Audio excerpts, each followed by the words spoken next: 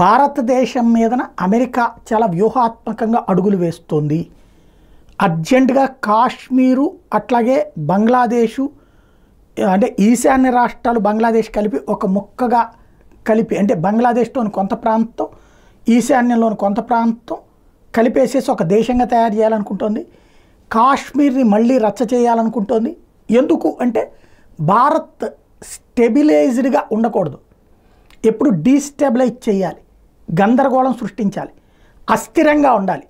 అప్పుడు అస్థిర ప్రభుత్వాలు అస్థిర రాజకీయం నడుస్తున్నప్పుడు తమ కాళ్ళ కింద పడి ఉండే లేదా తమ ఒత్తిడికి తల ఒగ్గేటటువంటి నాయకులు ఉంటే వాళ్ళ మాట చెల్లుబాటు అవుతుంది.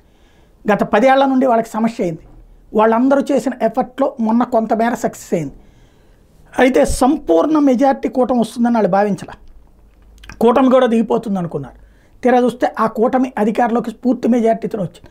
ఇప్పుడు చంద్రబాబు నాయుడిని దువ్వారు. మొన్ననే రిపోర్ట్స్ గురించి మనం చెప్పుకున్నాం.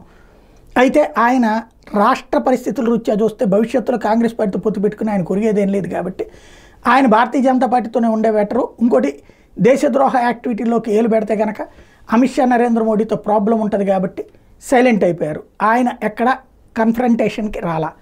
జేడీయూకి సేమ్, అక్కడ లాలూ ప్రసాద్ కాంగ్రెస్ పార్టీతో ఉన్నటువంటి లావాదేవీలు లాలూచి నేపథ్యంలో తేడా వచ్చిందంటే కనుక దెబ్బ అన్నటువంటి భయంతో అది కూడా వింటలేదు. ఇప్పుడు చిరాగ్ పాస్వాన్ లైన్లోకి వచ్చాడు. చిరాగ్ పాస్వాన్ అక్కడ నితీష్ కుమార్ని పక్కన పెట్టి తనను ముఖ్యమంత్రిని చేయాలన్నది కోరిక. అంత పూర్తి స్థాయి బలం అతనికి లేదు.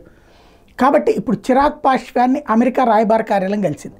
ఆ తర్వాతనే ఓట్లు కులాల ప్రకారం జనాభా లెక్కలు తీయాలి అన్నటువంటి కాన్సెప్ట్ బిగిన్ చేశాడు. అట్లాగే ఒక సంక్లిష్ట సంఘర్షణ వాతావరణం తీసుకొచ్చే ప్రయత్నం ప్రారంభించాడు.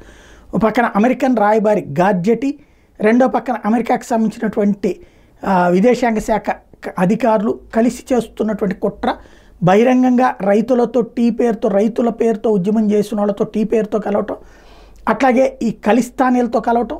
తాజాగా ఈ వ్యవహారాలు చూస్తుంటే అమెరికా ఓపెన్గా భారత రాజకీయాలు శాసించాలనుకుంటుంది. కాశ్మీర్లో ఓడగొట్టి, హర్యానాలో ఓడగొట్టి ఆ కారణం చూపెట్టి అస్థిరపరిచి ప్రభుత్వాన్ని కొప్పుకొల్చాలని భావిస్తోంది అన్నది అర్థమవుతుంది.